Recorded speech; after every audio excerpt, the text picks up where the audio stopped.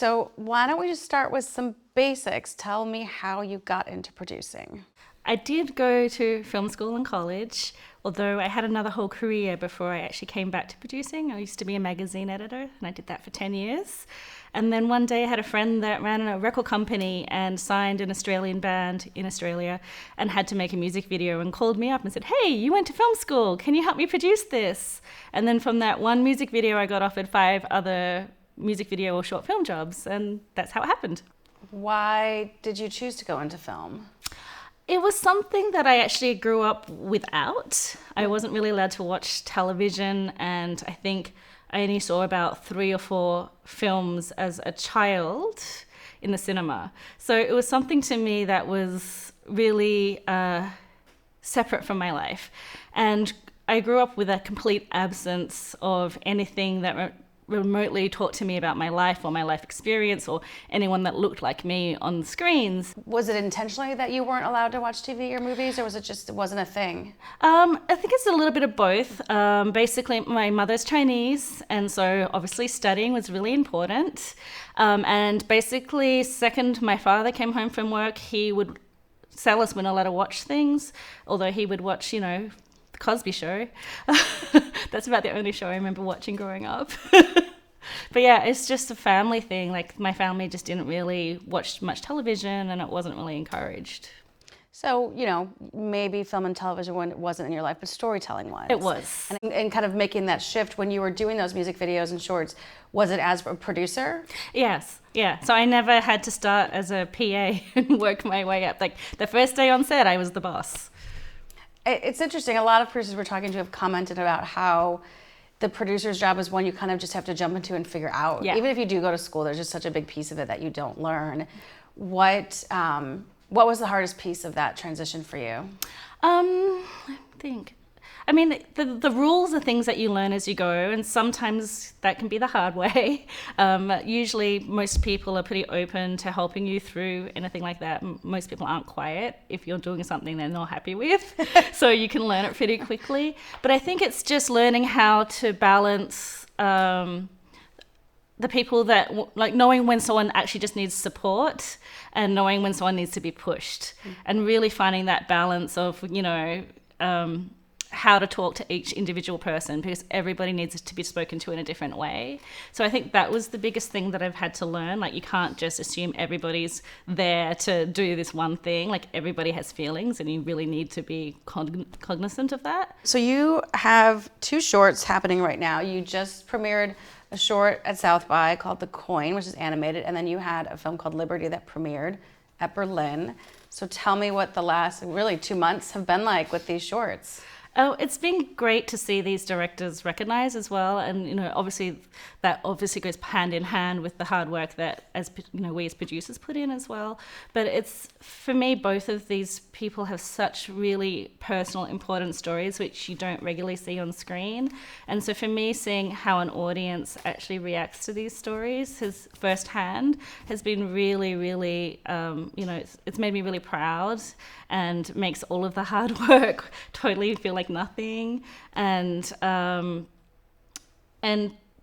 I guess the recognition, like, it's not that I didn't expect these films to do well, it's just that you never know what's going to hit home with an audience, and it's really, like, it makes me so happy to see these films which aren't necessarily like what you would expect to be festival favorites, but they really have been hitting like a strong nerve with people in a good way. And like, we get a lot of people come and talk to us after the screenings, and then the recognition obviously from the jury is amazing and wonderful, and I'm now much more hopeful that you can tell stories which aren't familiar, and that are very specific and in a very different way from how American cinema really works, and actually find audiences.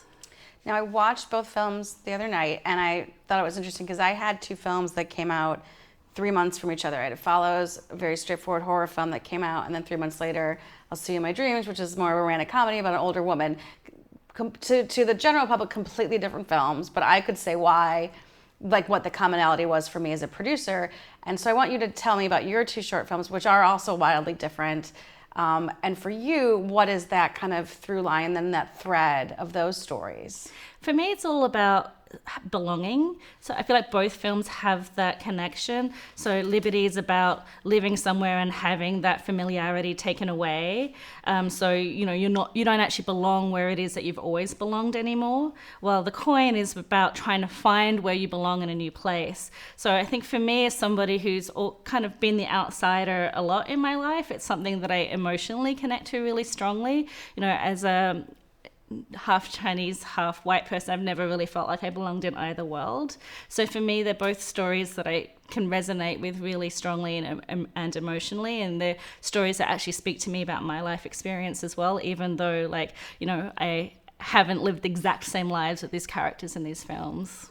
I think it's something we've been talking about, and part of why I wanted to start Dear Producer was because I think most people don't realize as producers we have a perspective.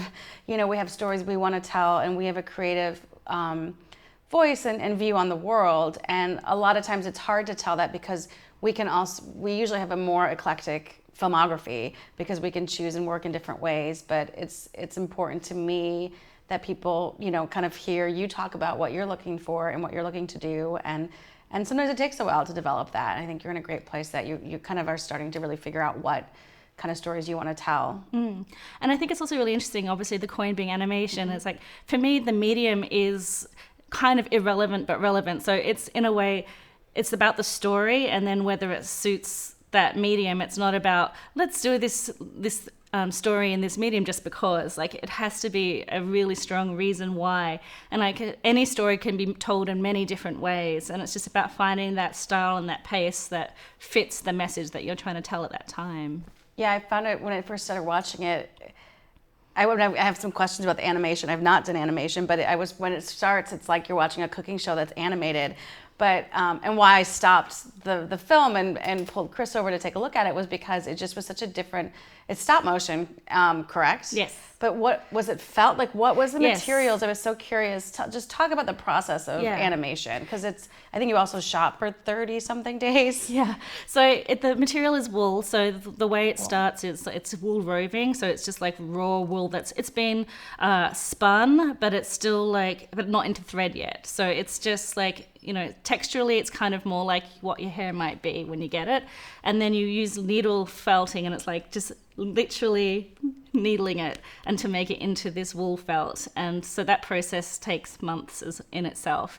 And the reason why the director loves this material for this film is because of the softness and the texture.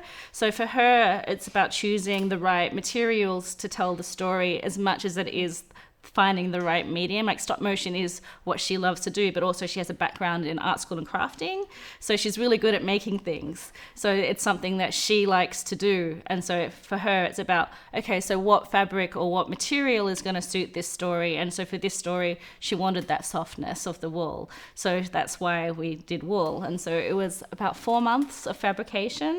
There was a little sweater that the main character wears that took a month to knit just with normal sewing thread and sewing needles by itself. And then everything was built bespoke from scratch. Wow. Yeah, and shooting was 36 days. The actual animation and shooting was 36 days. That's incredible. We don't make features that long. I don't think my longest feature has been 25 days. Yeah. So it's pretty remarkable. She got 6 seconds of animation a day, which in the animation world is actually pretty fast. Mm-hmm. That's crazy. Well, and then it's interesting because then too, so you're living in this kind of fake world of this set on a stage, but then Liberty is very much on location and real and authentic to a place. And so one of the things I find interesting about producing, which I enjoy but I also find hard, is these different spaces our heads are in all the time, and how do you, even just from going from business to creative and a completely fake world to a more real world, and I would assume those actors were not actors, and how did you balance kind of that in your head and just making sure you were also being very true to each very different vision? I think it helped to have producing partners. So for both films, I was not the sole producer, so that there was always groups of us or other people that we can also call upon. I think that was really important as well. Particularly for Liberty, there were 3 of us, so we could actually really rely on each other as well, and it was a really nice partnership. But it was also just working with the directors and finding out their stories, and also trying to make sure that their scheduling worked out, obviously, because they did shoot, like Liberty shot in the middle of the fabrication of the coin. So it was 4 days shooting in July in Miami, which I would not recommend to anybody ever again, particularly like when you're mostly in exteriors. But yeah, it was... for that we, went through casting, as in finding people in the local community, and we found a choreographer, Ms. Tracy Young Byron, who works with girls and is an amazing choreographer, and just gets, like, she builds these dances in every single way, you can imagine, like mentally, spiritually and physically. And so Farron was already aware of her, and we'd been stalking her a little bit on Instagram and watching her girls dance. And so we knew that we wanted to find our two main characters through her dance school, because that way we knew that these girls would be able to dance, and we just needed to find the dancers that had that thing in them that they could do these performances. It's hard. It's kind of a new trend I'm seeing right now in a lot of different scripts and applications is the non-actor. Yeah. Which it has to, I think the key is, though, it has to fit your movie, and a lot of people just want to do it for the sake of it being a thing, where I feel like in Liberty it's very authentic to the movie you're telling. Yeah, I mean, that was super important to all of us. Like, it needed to be from that place. Like, we can't go in there and tell a story of that place without it coming from that place. And Farron spent a lot of time with these two girls just to really get to know them and find a way to, like, connect them directly to the story she wanted to tell. Now, I've not been in the position where I've gone from a short to a feature. I've done shorts, but I kind of came to producing it through the executive space. And so what do you do now? How do you take these shorts that have played major festivals, winning awards? How do you, as a producer, turn this into a feature career? And I know you're still figuring this out because we know each other. Yeah. But talk about where you are in that process, and maybe the struggles you're coming up against, or maybe what you still haven't figured out yet. I think the biggest thing is finding development money. So, in developing features, I have a couple that I'm developing now outside of these shorts as well. And it's just a slow process. It's, trying to build myself up as well, so that I'm a person that people can, actually respond to as well, not just, me cold calling people out of the blue. So it's about me trying to solidify myself in the industry so that people can start to recognize who I am. It's about finding people that will support me, whether it's someone like, for you, for example, that can just give me advice when I need it. And also just keep fighting to try to find ways to, keep developing these projects on my own. It's really isolating and really lonely. And I think, I've really realized I can't do it all on my own. And so I'm started to branch out. This experience of these two shorts working with producing partners has taught me a lot. And so I think that's something that I'm going to keep exploring. And it's just perseverance. I think, I know I'm going to get there. I'm just not really sure when. You'll get there. Yeah, I know. Yeah, I think it's just going to be perseverance. I'm much more confident now in the stories that I'm developing. I know that I can do it now. I'm not afraid. Okay. It's just a matter of finding that opportunity and then grabbing it. Yeah, it's scary. It's scary. Now I want to ask, it's this kind of the grass is always greener type question. You were in Australia and you came to the States to work. And I think a lot of producers think, it would be great to work in Australia or another place where, the country has state funding and actually invests in films. But knowing other Australians and other people that have, or just even other countries, what were those obstacles? What's the thing people don't know? And maybe what was the motivation to leave and come here? It was twofold, really. It was there are certain types of stories that get supported in Australia, and they weren't stories I was interested in telling. So I also knew then to tell the stories I wanted to tell, Australia probably wasn't the place for it. But also a lot of Australian films, even the ones that do really well, they don't necessarily reach audiences on a large scale. And I wanted to have the opportunity to make films that would reach audiences too, and not just be considered an Australian film. And I'm really happy to see that shifting now, but for most of my life it's very much been that way. Australian films rarely leave the shores of Australia. And so for me it was wanting to just reach bigger audiences, and tell different stories. Yeah, I think it's making indie film stars is really, really challenging, but I also feel like we have no boundaries in terms of where the movie could go. Exactly. And that is a unique opportunity. Yeah, and I think also just generally the support for the types of stories I'm interested in. Like, there's definitely audiences for that here. Tell me what do you want? What kind of stories do you want to be telling? I want to tell stories that, I mean, for me, it's all about the story. Like, the stories could be about pretty much nearly anything per se, but I want to tell stories that help people realize they're not alone. I want things that you get an emotional reaction from, something that you can like maybe even see resemblances of your own experience, you know, to give people hope that just basically that people aren't alone. Stories that allow people to see how other people live as well. Like, I feel like in this age of social media, you'd think that we're exposed to so much more, but I don't think that's actually the case. I feel like we just find the people that share exactly the same stories and opinion as us. And I think it's really important that people realize that how we live and how we see the world isn't the only way. And I feel like cinema is a really good place to expose people to see how other people live, how lives can be for other people. What inspires you?